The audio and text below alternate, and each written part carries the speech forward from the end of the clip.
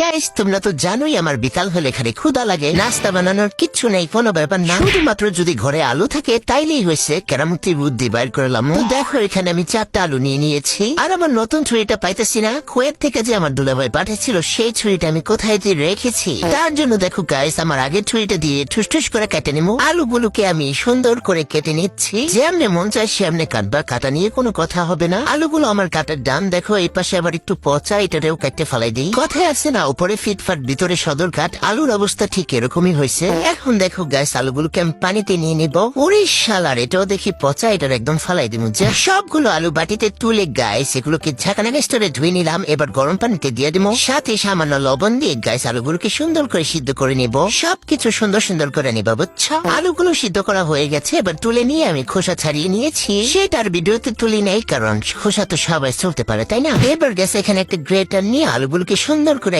গ্রেটারটা দিয়ে গ্রেট করে নিব, কারণ আলুগুলো খুব গরম, নাইলে গ্রেটার মেটার কিচ্ছু লাগতো না, হাত দিয়ে সব করে নিতাম। দেখো গাইস আলুগুলো গ্রেট করাতে কি সুন্দর লাগতেছে, মনে হইতেছে সেউই দিছি। আগে না আমাদের মাথা ছিল এরকম করে সেউই দিত, বাট এখন সুখ পেয়ে মানুষ সব ভুলে গেছে। সো গাইস আলুগুলোকে সুন্দর করে গ্রেট করে নেওয়ার পর এবার এখানে দিয়ে দিব চিলি ফ্লেক্স। একটুখানি দিব গাইস, বেশি দিতাম না, কারণ ঝালের ইদানিং আমি খুব ভয় পাইতেছি। এরপর দিয়ে দিচ্ছি কালো গোলমরিচের গুঁড়া, আর গাইস ফ্লেভারের জন্য দিয়ে দিচ্ছি অরেগেনো। এটা যদি বাসায় না থাকে না দিলেও চলবে। এরপর আলুটাকে বাইন্ডিং আনার জন্য দিয়ে দিবা কর্নফ্লাওয়ার, বাট আমি তো গরিব তাই দিয়ে দিচ্ছি ময়দা। কি দরকার আবার বাইরে যায় কিনা টাকাটা খরচ করার, ময়দা আছে ময়দাই দিয়ে দিই। এবার সবকিছু ইচ্ছা মতো মেখে নেবো গাইস। অল্প অল্প ময়দা দিতেছি আর মাখাই নিতেছি। এর মধ্যেই শালার মনে পড়ছে আমি তো লবণ দেই নেই। মানে কাজটা কি করছিলাম, লবণ ছাড়া বানাইলে কি খাওয়া যেত? এরপর গাইস চাকনাকে স্টাইলে সবকিছু মিশাই নিয়ে দেখো ডোটাকে এবার নিয়ে নিবো কোথায়, একটা চপিং বোর্ডের উপরে। এখন হাত দিয়ে চাইপাতে একটু এগুলো ছড়ায় সমান করে নিবা। এরপর গাইস সুন্দর করে কেটে নেওয়ার জন্য এখানে কতগুলো কুকি কাটা নিচ্ছি।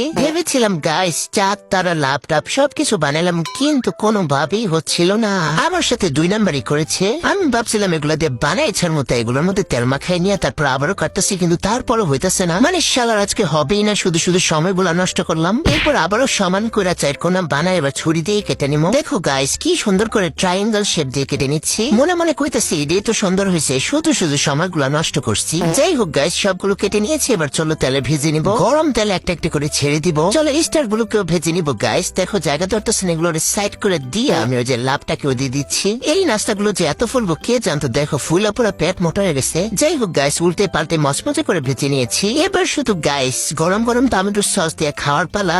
মানে কি যে মজা হয়েছে, উপরে ক্রিস্পি ভিতরটা নরম। আমি তো আমার সাঙ্গপাঙ্গ নিয়ে খাবো গাইস। তোমরা অবশ্যই বানিয়ে খেও, আর দেওয়ার আগে লাইক কমেন্ট শেয়ার করে দিও।